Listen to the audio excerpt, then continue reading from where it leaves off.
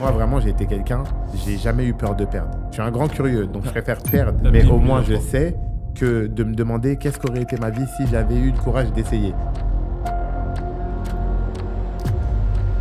C'est quoi qui te motive à faire le premier pas dans le business? Honnêtement, c'est beaucoup le fait de ne pas avoir. Mes parents, ils n'étaient pas trop du type à nous donner de l'argent de poche. C'est à partir en fait de ce moment-là que j'ai dû en fait commencer à m'intéresser à faire de l'argent.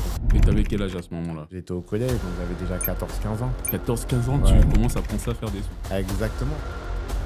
Donc là, tu rentres dans le dropshipping, il y a plein de gens qui sont rentrés dans le dropshipping. Est-ce que tu as eu une première galère? Ouais, j'ai eu une première galère. À l'époque, je me dis quel produit je peux vendre.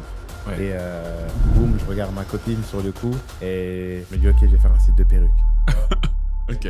J'ai pris une influenceuse, elle m'a fait une publicité, je l'ai payé 400. J'ai fait 1600 € de CA. Sauf que j'avais mal paramétré mes paramètres Stripe Ouais. et du coup, boum, j'ai jamais reçu l'argent. Moi, j'ai jamais été focus sur la marge. Ah ouais? J'ai plus été focus, moi, personnellement, pour être sûr de répondre aux problèmes. Ouais. Parce que quand tu réponds correctement aux problèmes, forcément, la marge et le bénéfice va finir par arriver. Et en 2018, même quand j'étais encore au chômage, Ouais. j'avais écrit « Je vais faire 2 millions de chiffre d'affaires, je vais sortir une formation et je vais créer un outil qui aidera les dropshippers. » Je l'ai écrit Et tu et l'as je l'ai fait. Aujourd'hui, il y a beaucoup de gens qui pensent qu'un chef d'entreprise n'a rien à faire sur les réseaux sociaux. On dit, mais s'il gagne autant d'argent, qu'est-ce qu'il vient faire sur YouTube? Ça, c'est l'argument du salarié. Même Elon Musk, il a racheté Twitter. De l'endroit où je venais, je te dis la vérité, j'étais vraiment un jeune de quartier qui restait en bas, qui fumait des joints, qui buvait à certains moments. Donc en fait, j'ai dû couper certaines personnes pour atteindre mes objectifs. Quand tu es riche, je sais qu'il y a une typologie de, je les appelle les prédateurs, c'est même pas des parasites, c'est des prédateurs, qui t'approchent pour te proposer des produits financiers en sachant que c'est complètement bidon. Est-ce que tu as été approché par ce type de personnes et comment tu t'en protèges? On m'en a déjà proposé, c'était un coup avec mon cousin, on s'est fait arnaquer 150 000 € pour un plan or au Congo. Ah ouais. En fait, comme je t'ai dit, je suis quelqu'un de curieux. Ouais. Donc ma curiosité m'a fait perdre énormément d'argent. Bonjour la famille, c'est quelque chose que je vous avais promis, c'est quelque chose que vous m'avez demandé. Voici le podcast tant attendu. Aujourd'hui, j'ai un invité de marque. Oui, on commence très fort qu'avec des invités de marque, vous l'avez remarqué. Aujourd'hui, c'est Marcus Lawrence. C'est un entrepreneur, un serial entrepreneur qui a déjà prouvé à maintes reprises que c'est un entrepreneur de génie. Je le reçois aujourd'hui pour parler très concrètement du parcours qu'il a suivi pour aller de zéro, d'un no-name à millionnaire. On va aborder le sujet de manière à la fois macro, mais surtout de manière aussi technique, pour que tout le monde puisse trouver son compte et que tout le monde puisse avoir les insights qu'il faut pour reproduire son succès. Je vais sans plus tarder laisser la parole à Marcus. Marcus, pour commencer, comment tu vas? Ça va très bien, ça va très bien et merci de m'avoir invité. Ok, mais le plaisir est pour moi. J'ai déjà une première question, une question de curiosité parce que je te regarde, mais je pense pas avoir tous les insights sur d'où tu viens. Ok. Marcus, d'où tu viens? C'est quoi l'origine? Alors, de base, je suis d'origine camerounaise, Oui. donc des 2 parents. Ok. Et moi, je suis né à Roubaix. Donc, À je suis né Roubaix. à Roubaix, dans le 59, dans le nord de la France. Waouh. Et voilà, on est né d'une famille de 4 garçons. Enfin, j'étais le dernier, puis maintenant, je suis l'avant-dernier. J'ai un petit frère. Ok. Et voilà un peu. Hein. Ah, félicitations, t'es grand frère maintenant. Ah, Tu vois ce que exactement. ça fait? Ah, je vois ce que ça fait. C'est bien, c'est comme avoir un enfant. Ouais, non, c'est clair. C'est assez curieux parce qu'effectivement, tu viens de Roubaix, donc tu n'es pas dans le contexte parisien. Non, du On tout. ne va pas t'attribuer tout ce qu'on peut attribuer aux Parisiens, donc c'est-à-dire tout l'environnement qui est déjà préparé pour permettre la réussite. Comment tu pars de ce contexte qui, j'imagine, est un contexte assez moyen pauvre? Ouais, pauvre, je dirais. Pauvre. Ouais. Ok. C'est quoi qui te motive à faire le premier pas dans le business? Honnêtement, c'est beaucoup le fait de ne pas avoir. En fait, c'est ça, moi, personnellement, qui m'a motivé. C'est le fait vraiment que je n'avais pas. Mes parents, ils étaient pas trop du type à nous donner de l'argent de poche. Ouais. Donc, tu sais, tu te retrouves vite, en fait, les mercredis, à vouloir faire des activités et à pas forcément pouvoir. Ouais. Donc, en fait, j'ai jamais vraiment... C'est à partir, en fait, de ce moment-là que j'ai dû, en fait, commencer à m'intéresser à faire de l'argent. Et tu avais quel âge à ce moment-là? À ce moment-là, j'étais au collège, donc j'avais déjà 14-15 ans. 14-15 ans, Ouais, tu non. commences à penser à faire des sous. Exactement, bah parce que en fait, je t'explique, je suis né à Roubaix, Ouais. mais en fait, mon grand frère, il a eu beaucoup de problèmes avec la justice. Il a eu énormément de problèmes avec la justice et il était très turbulent. Et Roubaix, c'était une des villes les plus Ah, je connais un vraiment, peu. c'était très très poussé délinquance. Donc ma mère, en fait, à mes 14 ans, et lui, il avait 4 ans de plus, donc il avait presque 17-18. Ouais. Elle a décidé de nous faire déménager à Dunkerque. Dunkerque, qui est une zone un peu plus calme, Ouais. un peu plus aisée Ouais. et beaucoup mieux. Mais du coup, arrivé à ce moment-là, j'ai vraiment ressenti la pauvreté. J'ai vraiment ressenti une disparité. Ah. Parce qu'à Roubaix, on va dire, on était entre nous, issus, à majorité d'enfants issus d'immigration. Ouais. Tu sens pas que t'es pauvre quand tout le monde est pauvre autour de C'est toi. vrai. Tu sais, c'est aussi, on va avoir l'occasion d'en parler, mais la richesse, c'est aussi subjectif. C'est aussi par rapport à ton environnement. Tu peux être riche en Afrique, mais pauvre en France et vice-versa. Très bien. Du coup, arrivé à Dunkerque, c'est là où je me suis senti pour la première fois pauvre. Parce que je vois des gens du week-end, ils vont au McDo, le mercredi, ils vont faire ce genre de choses. Alors qu'à Roubaix, on va juste au City jouer au foot. Tu vois, c'est pas de la même typologie, en fait, de personnes. Et c'est là, en fait, où j'ai dû trouver des moyens de faire de l'argent. Ah ouais, c'est très clair. Et quand tu décides de trouver des moyens de faire de l'argent, on va faire un bond en avant. Donc, on va se rapprocher du moment où tu te lances dans le dropshipping. Juste quelques mois avant ça, qu'est-ce qui se passe dans ta tête? Parce que j'imagine que tu as tenté plein de choses entre tes 14 et tu te lances dans le dropshipping à quel âge? 22. Ok. 22. Entre 14 et 22, tu as tenté plein de choses. J'imagine que tout ce que tu as fait avant ne t'a pas rendu millionnaire, sinon tu ne ferais pas du dropshipping. Donc, tu as essuyé des galères. Raconte un peu à quoi ça ressemble, les galères que tu essuies, juste avant de découvrir que tu veux faire du dropshipping. Bah, c'est marrant, c'est marrant. Bah, des galères, il y en a eu plein. Honnêtement, mais après, j'étais vraiment, une de mes caractéristiques, c'est que je suis curieux. Donc, j'ai testé plein de choses. Mon grand frère aussi, il rappait. Donc, j'ai essayé un peu de monde de la musique. Donc, j'ai essayé d'investir sur des artistes. Ça marchait pas. Ouais. Le week-end, je faisais Uber. Donc, pour prendre cet argent et d'investir. Et à côté de ça, j'ai essayé de trading. Ça n'a pas marché. J'ai essayé la crypto-monnaie. Donc, à un moment, j'ai eu un gros rappel du chômage. Moi, je veux devenir riche. Donc, moi, vraiment, j'ai été quelqu'un, j'ai jamais eu peur de perdre. Ça, c'est vraiment un truc que tu vas décider tout au long de mon aventure. Ouais. C'est que je suis un casse-cou. Je suis un grand curieux, donc je préfère perdre. T'as fait ta Mais pipe, au moins, là. je sais que de me demander qu'est-ce qu'aurait été ma vie si j'avais eu le courage d'essayer. Ouais. Donc, du coup, crypto, pareil. J'ai eu un rappel du chômage, 3006. Moi, c'est qui tout double. Je mets tout sur une crypto. Le lendemain, la crypto, elle perd 50%. Donc, de 3006, je passe à 1003 et des brouettes. Ouais. Enfin, non, même si n'importe 1008 et des brouettes, pardon. Ouais. Et donc, à ce moment-là, je me dis, OK, déjà, ça, ce business-là, il n'est pas fait pour moi. Ouais. Et je veux un business qui ne repose pas sur des facteurs chance ou de mon environnement. Je veux que le business dépende de moi. Ouais. Et c'est là où je suis tombé sur le e-commerce, où là, j'ai compris que c'est clairement du marketing. Tu as un produit, un beau packaging, c'est-à-dire un beau site internet, une bed of marketing, tu vends. Alors que la crypto, malheureusement, il suffit que là, maintenant, Donald Trump, il décide, encore une fois, d'augmenter les taxes. La crypto, elle chute. Ouais, tu vois, c'est clair. ça dépend, en fait, de facteurs qui ne sont pas dépendants de toi. Ouais, c'est Et clair. moi, en fait, j'ai toujours voulu être au contrôle de ma vie. Ouais, c'est clair. Du coup, j'ai choisi ce Tu business. sais, c'est incroyable que tu l'aies nativement, parce que ce que tu dis là, il y a un auteur qui l'explique, c'est l'autoroute du millionnaire, Ok. de Demarco, Ouais, et il explique qu'un bon business, c'est un business sur lequel tu as le contrôle. exactement. Et ça, toi, tu n'as pas eu besoin de lire pour le comprendre. Exactement, j'ai Tu l'avais un compris peu, ça. ouais, tu l'avais compris très tôt. Donc là, tu rentres dans le dropshipping, il y a plein de gens qui sont rentrés dans le dropshipping. Qu'est-ce qui fait? Est-ce que tu as une première galère? Tu tentes un produit et ça fonctionne pas? Ouais, j'ai eu une première galère. Enfin, Ouais. c'est une galère, mais sans l'être. En gros, je t'explique, je me lance dans le dropshipping. Ouais. Donc, à l'époque, je me dis quel produit je peux vendre. Ouais. Et boum, je regarde ma copine sur le coup et je me dis, OK, je vais faire un site de perruques. Voilà. Je me dis, justement, j'avais une pensée inverse. C'est que je me disais, et ça, c'est intéressant, c'est que je me disais, j'ai jamais vu de site internet de perruques, Ouais. donc je vais faire ça. Ouais. Alors qu'aujourd'hui, j'ai plutôt une autre réflexion, c'est si j'en vois pas trop, j'irai pas. Ouais. Mais bref, on va pas rentrer dans les détails, mais j'ai vu justement ce produit-là. Je suis parti sur un shop de perruques. Donc là, simple, je me dis, ça va être bête et méchant. Shop de perruques. J'ai pris une influenceuse qui s'appelle Nao Babe. Elle Ouais. avait à peu près 180 000 followers. Je connais. Elle m'a fait une publicité, je l'ai payé 400. J'ai fait 1 600 € de CA. Ouais. Sauf que j'avais mal paramétré mes paramètres Stripe. Ouais. Et du coup, boum, j'ai jamais reçu l'argent. Ah. Du coup, ma première expérience, j'ai gagné de l'argent, mais que j'ai jamais pu toucher parce que j'avais mal renseigné mes informations sur Stripe, le processeur de paiement. Donc du coup, qu'est-ce que j'avais fait justement par rapport à ça, c'est que j'avais envoyé toutes tes commandes. Sauf que comme j'avais mal paramétré mon Stripe, Stripe me dit finalement tu toucheras pas l'argent. Donc je me retrouve à perdre l'argent des promotions, plus j'ai envoyé des commandes aux clients sans moi jamais avoir été payé. Oh, mince. Donc au final, première expérience, je perds de l'argent. Mais moi j'ai vu le positif.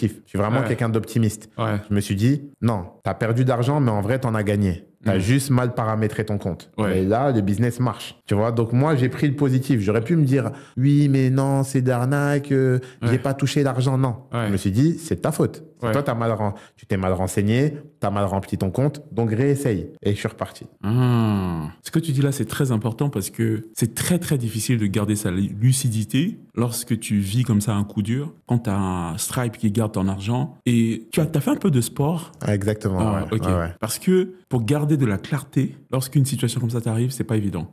Et donc, le point important là, c'est vraiment la clarté. Au début, il faut vraiment essayer d'avoir le plus de clarté possible pour bien comprendre qu'on est dans le bon business ou on n'est pas dans le bon business. Exactement. Ok. Ça commence, donc tu te relances une seconde fois, et là, ça marche tout de suite? Et là, ça marche moins bien que la première, mais ça marche encore. Ça marche encore. Donc là, je fais plus 1004, je fais peut-être 1000 parce que je l'ai repris une deuxième fois. Du coup, je dis à son manager, ça a marché. Je la reprends derrière. Ouais. Et de là, après, j'ai continué. Ouais. Et c'est monté. Bien sûr, entre-temps, il y a des promotions parce que c'est pour ça qu'à la fin, j'ai un peu arrêté les influenceurs. Ouais. Mais des fois, c'était qui tout double. Ouais. Tu peux payer une influenceuse, tu fais 400, tu fais 1002. Ouais. Et comme tu peux en payer une, tu fais 400 et tu as peut-être envoyé des mauvaises stats ou elle a mal fait ta promo. Ouais. Boum, tu gagnes pas d'argent. Ouais, t'as zéro. Donc, avec les influenceurs, j'ai un peu arrêté sur le moyen long terme parce que c'était très qui tout double. Ouais. C'était au bonheur la chance. Et là, je vais rentrer un peu dans la technique. Au début, effectivement, c'est évident pour toi parce que tu as dépensé, tu sais combien tu as dépensé et tu sais exactement combien tu as rentré. Exactement. Ok. On va faire un bond en avant. Ok. Après, on va revenir un tout petit peu sur la Ok. partie où tu génères de l'argent, les équipes et tout. Ok. Aujourd'hui, comment tu suis? Parce que je sais que par expérience, pour avoir beaucoup entrepris et pour faire du business à haut niveau, Ok. quand tu as énormément de verticales, donc beaucoup de produits, etc., tu perds des fois de vue la marge. Oui. Aujourd'hui, c'est quoi ton tips? Comment tu fais pour t'assurer que, OK, on gagne de l'argent, mais on gagne vraiment de l'argent. C'est pas que du CA, mais on a du bénéfice. Est-ce que tu vois la trésorerie ou bien tu as des tableaux, tu as des outils? Honnêtement, déjà, j'ai beaucoup d'employés qui gèrent ça pour moi. Donc, j'ai quand même bien agrandi l'équipe. Mais j'essaye quand même une fois par mois, enfin, au moment de toute façon, j'ai mon compte société. Donc, les salaires, ils passent de 2 ou 3. Ouais. Donc, des fois, en fait, par réflexe, je dis, oula, par rapport à ce qu'il y avait, il y a quand même beaucoup qui est parti. Ouais. Donc, justement, c'est marrant que tu me poses cette question parce que j'ai beaucoup d'employés. Moi, personnellement, j'en ai peut-être une cinquantaine en tout. Waouh. J'en ai peut-être une cinquantaine. Et du coup, là, récemment, j'ai vu que les charges salariales, quand même, elles étaient élevées. Ouais. Et je me suis rendu compte qu'il y avait quand même des employés qui étaient un peu en planque, etc. Donc, je pense que c'est dur à garder de vue, surtout quand c'est pas ton domaine de prédilection. C'est clair. Donc, c'est vraiment dur à garder de vue, mais il faut faire très, très, très attention. Je pense que c'est quelque chose à checker tous les 2-3 mois. Après, pour être transparent avec toi, moi, j'ai jamais été focus sur la marge. Ah ouais? J'ai plus été focus, moi, personnellement, pour être sûr de répondre aux problèmes. Ouais. Parce que quand tu réponds correctement aux problèmes, forcément, la marge et le bénéfice va finir par arriver. Ça veut dire, moi, j'ai beaucoup été drivé par être sûr que j'apporte la solution. Quitte à surinvestir, quitte à avoir trop d'employés, l'objectif, c'était qu'on réponde correctement. Je te donne un exemple. Tu as dû déjà entendre parler de Jeff Bezos. J'avais vu que quand il est rentré en bourse, sa boîte était même pas dans le bénéfice. Ouais. Il disait aux investisseurs, on cherche pas la rentabilité tout de suite. Ouais. On cherche la satisfaction client Ouais. et s'assurer que les clients soient satisfaits. Donc moi, je me suis d'abord assuré d'avoir le meilleur service. Je mettais énormément en marketing, énormément dans la qualité du service. Et en fait, au bout d'un moment, la boule de neige, elle a tellement pris qu'après, les bénéfices sont arrivés d'un coup. Ouais. Mais tu vois, tu as été autofinancé. Je sais pas si tu t'en rends compte, mais tu as quand même un peu joué à la roulette russe là. Parce que Jeff Bezos, il a levé des fonds. Oui. Toi, c'est ton argent. Exactement. Donc, tu vois, tu as des salariés ou tu as des coûts cachés qui peuvent se planquer, que toi, tu vois pas. Mais finalement, des fois, tu peux te retrouver dans une situation où la valeur est grignotée par des personnes qui l'ont pas mérité Exactement. dans l'organisation, tu vois. Exactement. Et j'ai envie de dire grâce à Dieu, ça s'est bien Ça passé. s'est bien passé. c'était quand même une grosse prise de risque. Aujourd'hui, tu es audité? Tu as un cabinet qui te suit ou... Même pas. Même pas. Enfin, si, j'ai un cabinet comptable, mais voilà quoi. En vrai, en fait, j'ai vraiment du mal à déléguer. Donc même s'ils sont là, je triple check quand même. Ah, ouais, d'accord, ok. Donc on va dire qu'aujourd'hui, tu as des gens qui gèrent un peu toute la partie financière. Toi, tu arrives à savoir ce qui se passe, tu pilotes à la trésorerie et ça fonctionne parce qu'on est vraiment sur une activité sur laquelle les gens, ils te paient et en général, tu as déjà ton besoin en fonds de roulement. Exactement. Et donc, tu peux investir et ce qui reste, c'est la marge. Exactement. Logiquement, t'es pas... il faut être stupide pour pricer moins que ce que tu achètes comme produit. Exactement. Ok, très bien. Donc, effectivement, sur la structure du business, tu as de la chance d'avoir un business qui n'est pas trop compliqué à gérer en termes de structure de coûts. Surtout quand tu vends du service. Oui. Parce que là, on parle des accompagnements. C'est sûr que la marge, c'est très important. Si tu fais du e-commerce et que tu as un produit physique. Oui. Tu vois, mais je pense quand tu vends du service, c'est beaucoup plus simple d'avoir de la marge parce qu'en fait, c'est un service, t'as pas de charge fixe. Donc, on va dire, nous, quand on accompagne des personnes, mes charges, elles sont très limitées en réalité. C'est de l'humain, en fait. C'est de l'humain, en fait, à gérer. Donc, c'est encore différent. C'est pour ça que je voulais préciser. C'est vrai que sur la vente de service, la marge, pour moi, ça reste moins important que sur un produit physique. Parce qu'automatiquement, sur un produit physique, là, t'as le coût produit.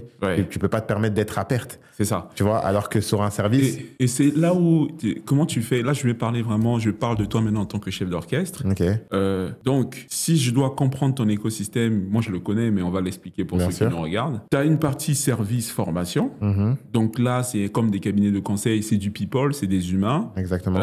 C'est ça ta principale matière première, si j'ai envie de dire ça, c'est ta ressource qui te permet de générer de la valeur ajoutée. Tu as une partie pure e-commerce. Donc là, c'est gestion logistique, machin, etc. et achat de produits. Donc là, tu gères les stocks, les machins, etc. Et tu as d'autres business? J'ai aussi je suis dans des SaaS, c'est-à-dire logiciels. Ouais. J'ai une application qui s'appelle Copify. Ah. Ouais, tu vois. Et donc, tu as Copify aussi. Ok. Et toi, tu as la tête de ce groupe-là. Comment tu fais pour gérer une disparité de modèles comme ça? Parce que c'est pas les mêmes structures de coûts. Bien sûr. Comment tu fais pour gérer? Parce que d'un côté, il faut être hyper rigoureux parce que c'est l'e-commerce. Il faut être quasiment comme Jeff Bezos, compter le moins de centimes, etc. Ça, c'est vrai que c'est... D'un côté, on est sur du conseil. Moi, j'ai travaillé pendant 10 ans dans le conseil. Je sais qu'on envoyait des notes de frais.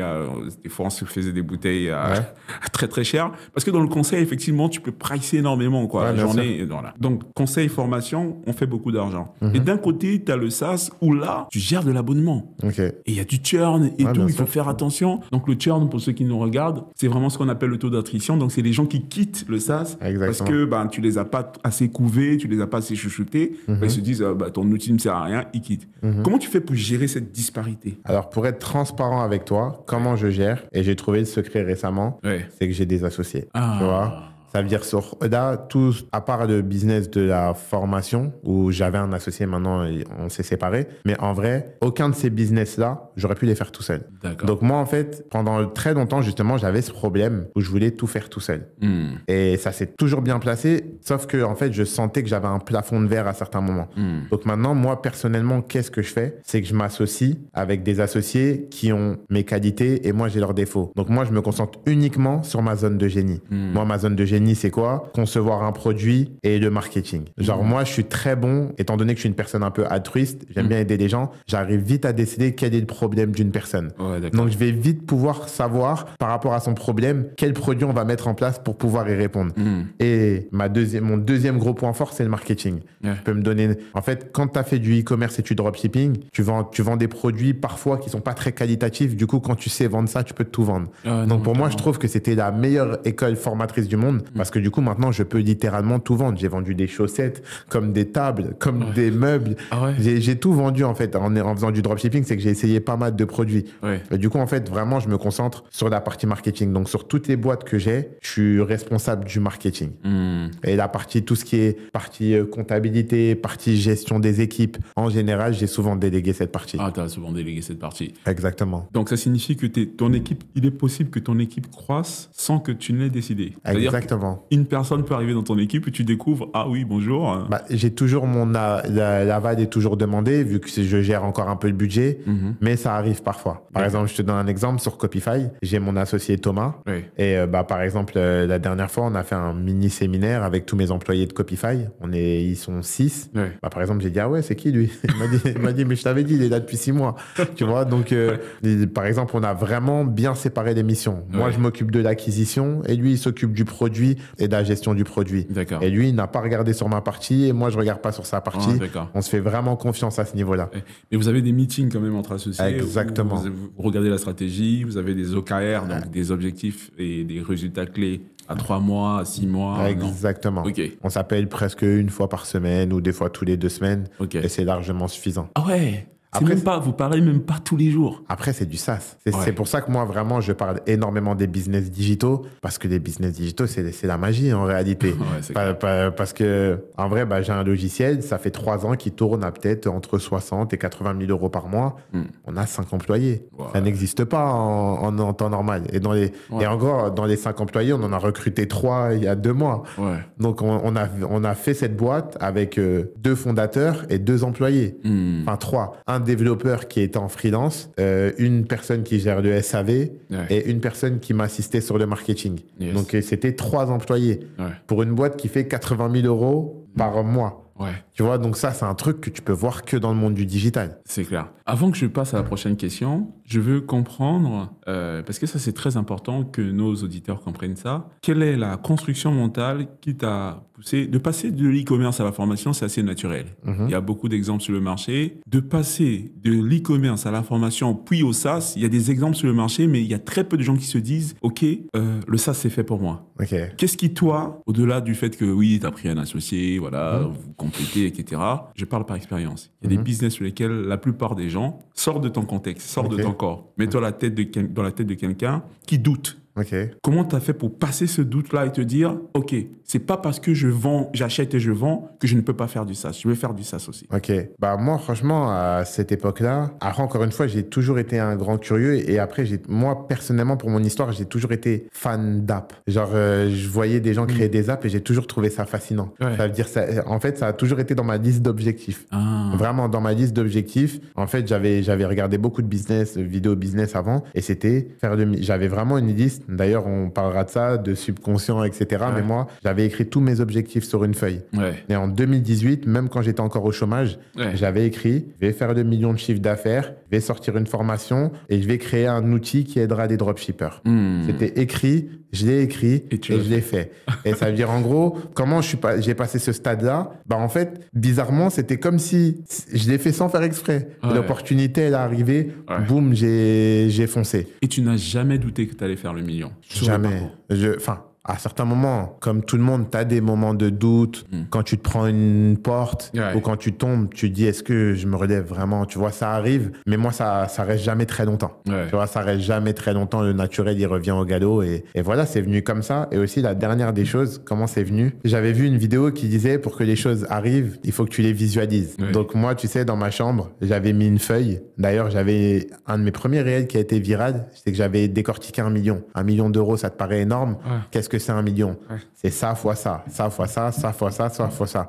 Et donc, du coup, j'avais aussi marqué qu'1 million, c'était 1000 fois 1000. Donc, c'est vendre 1000 formations à 1000 euros. Mais 1 million, c'est je sais plus combien, mais c'était un SaaS je crois que c'était 2500 personnes que tu prends 30 euros par mois. Tu vois? Donc, en fait, j'avais tout décortiqué. Donc, dans mes options, ça faisait aussi partie des moyens les plus simples parce que je me disais, OK, prendre 1000 euros à 1000 personnes, ça paraît compliqué. Mais dans ces cas-là, 35 euros à 2000 personnes par mois pendant 1 an, ça se fait, ça. Ça se fait, c'est tranquillement. Du coup, en fait, c'était dans mes plans. Et du coup, boum, je l'ai fait. OK. Donc, du coup, tu parles de réseaux sociaux. C'était ma prochaine question. Okay. Je parle de devenir une référence. On a compris ton parcours. Finalement, la boule de neige qui s'est mise en place t'a permis d'atteindre les résultats que tu souhaitais. Tu es millionnaire. Pourquoi un millionnaire en e-commerce décide de se mettre sur les réseaux sociaux? C'est très important parce qu'aujourd'hui, il y a beaucoup de gens qui pensent qu'un CEO, un chef d'entreprise, n'a rien à faire sur les réseaux sociaux. Et c'est l'argument principal. Moi, je suis sur les réseaux sociaux. On dit, mais s'il gagne autant d'argent, qu'est-ce qu'il vient faire sur YouTube? Ouais, mais ça, excuse-moi du terme, mais c'est l'argument du salarié. Un entrepreneur, il va même pas te poser cette question, il va comprendre. Même Elon Musk, il a racheté Twitter. Ouais. Donc même l'homme le plus riche du monde fait du personal brand. Donc déjà, normalement, ça doit annuler le débat. Mais qu'est-ce que j'ai fait, honnêtement, pour être transparent avec toi? J'ai lu le livre « Pensez riche, devenez riche ».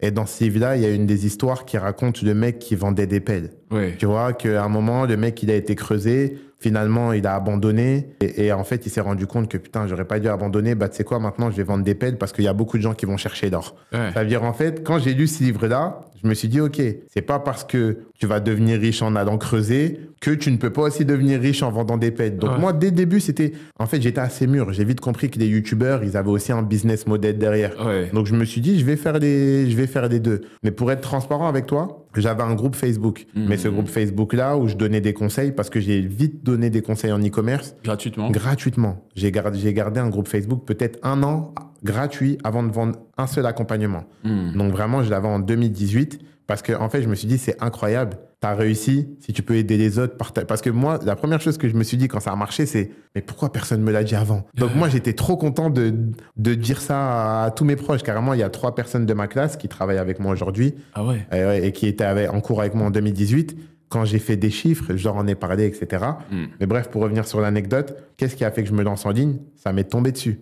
Ouais. En fait, j'ai fait une interview avec un garçon qui s'appelait Jonathan Hachi. Je connais. Tu vois, c'est lui qui est venu vers moi. En fait, quand j'étais à Miami, moi, je me suis expatrié aux États-Unis. Ouais. Et franchement, j'avais aucune éducation financière. Je suis transparent avec toi, j'ai dépensé en boîte de nuit, etc. Tu sais, un jeune de 23 ans qui devient riche, Ouais. si t'es pas bien éduqué, ça peut vite partir en vrille.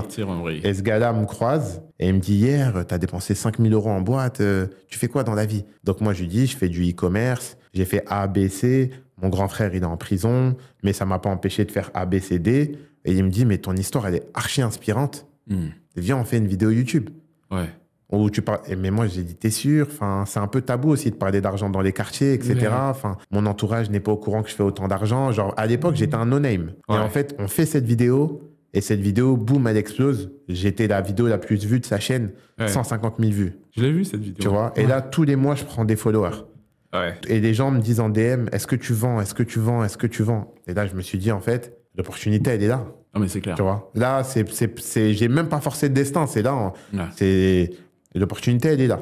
Ça veut dire, au bout d'un moment, je me suis dit, bon, les gens, c'est ce qu'ils réclament. Je suis la vidéo la plus vue de sa chaîne, donc j'ai vite compris que le succès, malheureusement, c'est pas cru, mais c'était moi. Sur la vidéo, c'était pas lui. Ouais. Tu vois, donc je me suis dit, en fait, les gens, en fait, ils sont attachés à ta ils sont attachés à ma personne. Il y en a, ils ont dit, t'es inspirant, tu m'inspires. Et puis, pour être transparent avec toi, il n'y avait pas aussi énormément de personnes d'origine africaine sur les réseaux sociaux à parler d'entrepreneuriat. Ouais. Tu vois, il y avait peut-être Investir au pays, mais à part lui, et on n'est pas dans la même tranche d'âge, il n'y avait aucun jeune. Donc, à l'époque, je suis le premier qui arrive. Enfin, t'as Yomi Denzel, mais Yomi Denzel, il est suisse.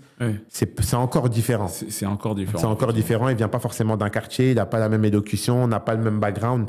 On parle pas aux mêmes personnes. C'est clair. Donc, quand je suis arrivé, en fait, j'ai senti que, sans le faire exprès, je répondais à un besoin. Il y a une armée de personnes à qui je parlais et qui cherchaient un interlocuteur. Donc, je suis arrivé. Et donc, du coup, tu as cette notoriété-là. Aujourd'hui, tu vois, par exemple, Elon Musk, il transporte sa notoriété sur toutes ses boîtes.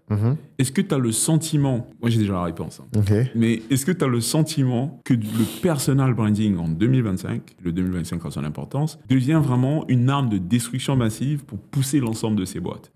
Bah, pour moi, oui et non. Alors oui, pour moi, le personal brand, ça reste trop puissant et il n'y a pas meilleur fondateur, enfin, il n'y a pas meilleur ambassadeur de ta marque que le fondateur. Mais des fois, il faut avoir aussi parfois l'humilité d'esprit de se dire, je suis pas la meilleure personne pour parler de cette boîte-là. Je vais te donner un exemple très simple, très bête. J'ai fait une application de sport qui s'appelle Drafty. Entre guillemets, c'est le LinkedIn. J'ai envie que ça devienne le LinkedIn du sport. Parce qu'il n'y a aucune plateforme qui met en relation les footballeurs amateurs et les professionnels de sport. Ouais, d'accord. Donc, cette application-là, j'ai eu cette idée-là par rapport à mes petits frères qui, eux, n'ont pas retrouvé de club pendant le Covid. Bah, par exemple, pour ce projet-là, j'ai eu l'humilité de me dire, c'est pas moi l'image. lui, je peux me mettre en avant si ça peut ouvrir quelques portes pour la levée de fonds, etc. Mais sur ce projet-là, j'ai mis mes 2 petits frères en avant.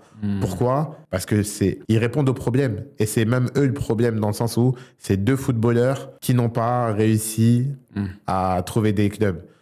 Donc, du coup, je pense que tu dois être l'ambassadeur de ta marque et utiliser le personal branding quand c'était toi ton propre client. Je pense que c'est beaucoup plus simple de parler à tes prospects ou à tes futurs clients si toi-même t'étais un ancien prospect. C'est mon point de vue, je pense. Ouais, c'est très clair. C'est très clair et c'est un bon framework. Je pense que ça pourra aider ceux qui nous regardent parce que effectivement, c'est très difficile quand on a l'opportunité et qu'on a tout ce qu'il faut, hein, les atouts, etc. pour briller sur les réseaux sociaux. Se dire, OK, à quel moment je laisse ma marque s'exprimer à ma place? Exactement. Et à quel moment c'est moi qui dois porter la marque parce que c'est le meilleur moyen de donner toutes ses chances à cette marque. Exactement. Ça, c'est un très bon framework. OK, tu commences à briller sur les réseaux sociaux, t'attires du lead sur tes formations, sur Copify.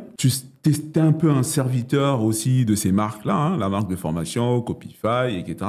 Tu parles pas trop forcément des marques d'e-commerce. Est-ce que c'est vraiment parce que tu te dis, OK, ouais, si par exemple c'est des marques pour femmes, tu n'es pas la bonne personne pour en parler? Exactement.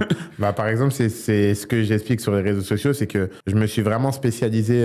Moi, j'ai toujours trouvé ça plus simple de vendre pour les femmes. J'avais appris en école de commerce et nous disait que les femmes font plus d'achats d'impulsion. C'est statistique. Hein. Donc, exactement, c'est statistique. Du coup, 90% de mes boutiques, c'était des boutiques de femmes. Ouais. Donc, je pouvais pas forcément être ambassadeur. Ouais. Tu vois, je te donne un exemple. Demain, tu vends un lisseur. Ça va pas aider la boîte de dire que le gars qui vend des lisseurs, c'est un Renoir avec des cheveux crépus. Tu vois ce que je veux dire? Du coup, je me suis jamais mis en avant. Et c'est d'ailleurs pour ça que j'ai fait ce move-là d'acheter des parts d'une marque de vêtements. Donc, j'ai un ami à moi qui s'appelle Léandre et qui a une marque qui s'appelle Alexandro Fratelli. Et du coup, j'ai acheté des parts de sa marque. Parce que là, justement pour répondre à ce frein-là, c'est que beaucoup de gens me disaient, oui, mais c'est quoi ta marque? C'est quoi ta marque? Et moi, j'ai pas forcément envie de dire. Je sais que ça va pas être une bonne chose qu'on dise, c'est lui le fondateur de cette marque. Ça va desservir la marque. Donc, je vais pas le faire. Par contre, j'ai acheté une marque. Et là, par exemple, je peux dire, j'ai une marque de vêtements qui s'appelle Alexandro Fratelli. Ouais. Tu peux aller taper. Mais pour moi, c'est pas une bonne idée de se mettre en avant systématiquement sur ta marque. Yes. Il faut savoir avoir le recul nécessaire pour se dire, ça peut braquer des clientes et des clients, tu vois. Ouais. Je te donne un exemple, c'est comme si on parle de communauté afro. C'est comme si demain, il y a un produit pour les cheveux frisés, les cheveux afro, qui est sorti par une Française pure souche. Ouais. On sait très bien que la communauté va se braquer. Et ça se comprend parce qu'on se dirait, bon, elle fait ça purement pour l'argent, elle n'a pas subi le même problème que nous. Tu vois, il y a aussi cette partie storytelling, c'est important. C'est clair. Même si aujourd'hui, il y a des produits effectivement pour les afros qui sont faits par des gens qui ne sont pas touchés par le problème. Exactement. En Inde, en Chine, etc. Exactement. Donc, effectivement, la stratégie pour ces personnes-là, c'est vraiment de mettre en avant une marque, de créer la célébrité pour la marque plutôt que de se mettre en avant en tant que fondateur. Exactement. C'est très, très clair. Voilà, n'hésitez pas aussi en commentaire à poser des questions s'il y a d'autres questions. Moi, j'y répondrai, etc. Si dans Marcus, tu viens sous la vidéo, tu viens laisser un petit big up. Là, on va parler du millionnaire. On a compris la phase entrepreneuriale, on a compris ton mindset. Maintenant, c'est pas un scoop, c'est pas moi qui le dis, c'est toi qui le dis. Donc, je suis pas en train de donner un scoop, t'es millionnaire. Donc, ton argent, il se cache plus. Il y a certains qui disent, oui, vivons bien, vivons cachés. Chez toi, c'est officiel. Ouais, c'est ça. Comment ça se passe en tant que millionnaire? Est-ce que la vie change? Est-ce que tu as toujours des amis? Est-ce que tu vois apparaître les parasites et les prédateurs? Est-ce que tu as des mécanismes pour bien investir, pour t'assurer que ça reste périn, que tu ne finisses pas sous un pont? Parle-nous un peu. Là, je vais te laisser vraiment parler de tout ce qui se passe quand on est millionnaire, en partant de ton entourage, de tes relations et surtout un peu de ta stratégie long terme pour rendre ça périn. Déjà, je vais un peu rentrer dans les détails. C'est que pour moi, il y a millionnaire et il y a millionnaire et personnalité publique. Dans le sens où, moi, je connais des millionnaires qui ne sont pas sur les réseaux. Du coup, ils vont répondre à la question totalement différemment que moi. Très bien. Du coup, déjà, je pense que c'est être millionnaire et en plus être sur les réseaux, c'est dangereux en vrai. C'est une belle opportunité parce que en termes d'image, je sais pas, je te donne un exemple. j'ai acheté un bien immobilier à Dubaï. Ouais. Et directement, DM, tu as des personnes qui me disent, t'as acheté chez qui? Je veux acheter. Donc, si là, je voulais, j'aurais pu voir avec l'agence immobilière pour avoir un pourcentage, une petite commission à chaque client que je ramenais. Donc, avoir une image, en 2025, c'est du pain béni. Ouais. Si tu as une belle image et que tu fais confiance. Donc, il y a des bons côtés, mais il y a aussi des mauvais côtés dans le sens où tu restes une proie facile. Des fois, j'ai des gens qui m'attendent devant l'hôtel. T'as des... Tu vois, en fait... Ils t'attendent pourquoi? Bah, t'en as qui sont intéressés, qui veulent peut-être voir si je peux voler sa montre. Si je peux... Tu vois, ça reste dangereux. En fait, il faut pas oublier qu'en France, t'es riche à partir du moment où tu touches, je crois, 3 000 euros. Donc, 4 000, 4 000 euros. Donc, quand tu viens et tu dis aux gens, je suis millionnaire... Tu vois, ça peut donner mauvaise idée à certaines personnes. Donc déjà, tu dois faire attention, c'est une nouvelle vie, tu dois faire attention, tu dois te protéger, faire attention où tu sors, avec qui tu traînes. Ensuite, en termes d'entourage, moi, j'ai un entourage où je suis beaucoup avec mes petits frères. Je pense que l'argent, moi, ça m'a rendu beaucoup plus famille que ce que j'étais. Ouais, donc parce que tu te rends compte que les seuls avec qui vous allez jusqu'à la fin, normalement, avoir des intérêts dans le même sens, c'est la famille. Tu vois, malheureusement, les amis, ça sera toujours un peu différent. Tu vois, à la fin des fins, vos intérêts n'iront pas forcément dans le même sens. Donc, il faut aussi s'apprendre à s'entourer des bonnes personnes. Donc, moi, j'ai dû faire un tri, malheureusement, parce que, comme on dit, tu es la moyenne des 5 personnes qui t'entourent. Donc, de l'endroit où je venais, je te dis la vérité, j'étais vraiment un jeune de quartier qui restait en bas, qui fumait des joints, qui buvait à certains moments. Donc, en fait, j'ai dû couper certaines personnes pour atteindre mes objectifs. Et donc, traîner avec des entrepreneurs, faire du networking. Donc, déjà, pour moi, être un millionnaire, c'est déjà choisir faire attention à son entourage, se protéger. Mais oui, tu as aussi beaucoup de personnes qui viennent par intérêt. Bah, tu es un personnage public. Donc, en fait, au début, je le vivais mal. Mais avec du recul, c'est normal. Oui. Les gens, en fait, il faut être opportuniste. Tu vois, des gens, maintenant. J'aime beaucoup les opportunistes. C'est ça. Parce que pour moi, juste, je me permets de faire cette parenthèse pour ceux qui nous regardent. Pour moi, quelqu'un qui connaît ses intérêts, il est beaucoup plus fiable que quelqu'un qui ne sait pas c'est quoi ses intérêts. Exactement. Il est dangereux quelqu'un qui ne connaît pas ses intérêts. Exactement. Parce qu'il est capable de faire des choses non seulement contre ses propres intérêts, mais qui peuvent complètement éclabousser même sur toi, alors que tu es dans son intérêt. Exactement. Donc, une personne qui connaît bien son intérêt, c'est une très bonne personne. Exactement. Au moins, soit son intérêt s'aligne avec le tien et tout va bien. Ouais, bien sûr. Soit tu détectes qu'il a un intérêt qui est divergent, il n'y a pas de problème. Exactement. Bien au contraire, tu l'encourages. Exactement. Pas dans ta direction. Non, mais je suis d'accord avec toi à 200%. Et en réalité, il n'y a qu'en France où être opportuniste, c'est une insulte. À l'étranger, être opportuniste, surtout en anglais, l'anglophone, ils vont dire tu dois être opportuniste. Donc justement, au début, je le vivais un peu mal, mais après, j'ai compris que non, tu es une personnalité publique, tu dis aux gens que tu as de l'argent. Donc maintenant, c'est vrai que dès que quelqu'un vient me parler, j'ai ce truc où je dis ok, il va me parler d'argent, tu vois. Plus personne vient me parler parce que je suis Marcel. Tu vois, les gens, ils viennent me parler parce que je suis Marcus Loren, ce mec avec des voitures violettes et qui parle d'argent. Et puis, c'est ce que je reflète aussi. Donc, au début, je vivais mal, maintenant, je vis un peu bien. Et puis, j'ai ma famille avec qui, là, on a des liens qui ne bougeront jamais. Après, les autres, comme tu as dit, des fois, c'est par intérêt, c'est opportunisme. Mais si nos intérêts vont dans le même sens, allons-y, tu vois. Quand tu es riche, je le sais parce que moi, j'ai une formation de finance et j'ai une carrière financière dans la gestion d'actifs, etc. Je sais qu'il y a une typologie je les appelle les prédateurs. C'est même pas des parasites, c'est des prédateurs. De gestionnaires de patrimoine qui t'approchent pour te proposer des produits financiers, etc., en sachant que c'est complètement bidon et que c'est pas à ton service. Est-ce que tu as été approché par ce type de personnes et comment tu t'en protèges? Honnêtement, j'ai eu cette chance que j'ai pas encore été approché par ce type de personnes. Donc, j'ai jamais pas proposé des investissements On m'en a déjà proposé. Par exemple, je te donne un exemple. C'était un coup avec mon cousin, on s'est fait arnaquer 150 000 € pour un plan or au Congo. Ah ouais, acheter une mine et tout ça. Exactement. Mais en fait, il fallait... En gros, c'était soi-disant, mais avec du recul, j'aurais dû le voir venir, mais c'était quelqu'un qui nous a dit, OK, il a des lingots d'or, mais par contre, il n'a pas l'argent pour dédouaner ces lingots. Donc, toi, tu payes juste... Donc, c'était 25 kilos qu'il fallait dédouaner. Ça faisait à peu près 100 000 € par lingot. Enfin, 100 000 € pour les 25 kilos. Et donc, du coup, en fait, on a compris que c'était une arnaque qui était... En fait, même les douaniers sont complices. Donc, en gros, d'abord, tu ramènes les 100 000 €. Donc, ils font l'or devant tes yeux. Ils ramènent la Brinks, ils ramènent tout. Après, il dit, il faut 10 000 € supplémentaires pour que l'or sorte du pays. Après, il faut payer la douane. Après, il faut payer un autre papier. Après, finalement, il y avait une escale. Une fois qu'on avait tout payé, on était déjà à 125 000 euros. Maintenant, il y avait une escale au Ouganda. Donc, à Ouganda, ils disent qu'on a dû sortir l'or de l'avion parce que les papiers ne sont pas payés pour l'Ouganda. Boum, ça reprend encore. Donc, boum, tout est pour tout. Je crois que j'ai perdu 130 ou 140 000. Wow.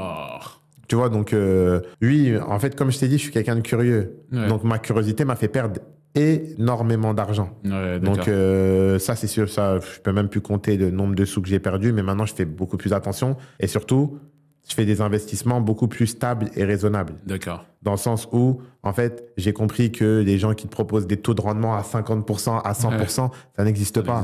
Il n'y a rien de mieux que de l'immobilier où tu vas chercher ton 7% annuel et puis c'est tout, tu vois. Donc maintenant, en fait, je suis dans une approche, en fait, je pense que ça, c'est le réflexe du pauvre. Et avant, j'étais un pauvre avec de l'argent. C'est de se dire, je vais devenir riche grâce à mes investissements. Non, les investissements, ça rend pas riche. Ça pérennise ta richesse. C'est ça. Donc maintenant, je fais de l'argent avec mes business et mes investissements pérennisent cette richesse. Alors qu'avant, j'étais plus à la recherche du plan sous facile. Où est-ce que j'allais pouvoir mettre 50 000 euros et récupérer 1 million? J'ai compris que ça n'existe pas en fait. Ok. Là, tu rentres vraiment dans la phase où il faut vraiment que tu travailles avec des professionnels sur la gestion de ton actif. Quand on a le million, tu as des solutions, tu pourras te renseigner. Tu as des fonds luxembourgeois sur lesquels tu peux avoir 7-10% sûr. Allez, 7%. Ça t'évite le tracas de chercher l'immeuble et l'immobilier.